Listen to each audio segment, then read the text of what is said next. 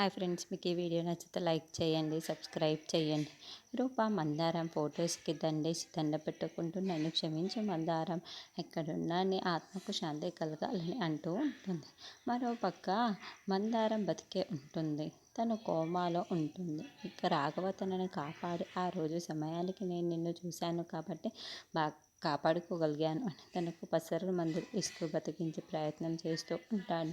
నువ్వు ఎప్పుడెప్పుడు స్పృహలోకి వస్తావా అని నేను ఎదురు చూస్తున్నాను. నువ్వు స్పృహలోకి వస్తే నిజాన్ని అందరికీ తెలియజేద్దామని రాఘవ అంటాడు. ఆ తర్వాత మందారం స్పృహలోకి రాగానే తనను వీల్చైర్లో కూర్చోబెట్టుకొని రాఘవ సూర్యప్రతాప్ ఇంటికి తీసుకొని వస్తూ ఉంటాడు. అయ్యగారు అంటూ రాఘవ గట్టిగా అరవడంతో సూర్యప్రతాప్ బయటికి వస్తాడు. మొత్తానికి మందారం అయితే బతికే ఉంది.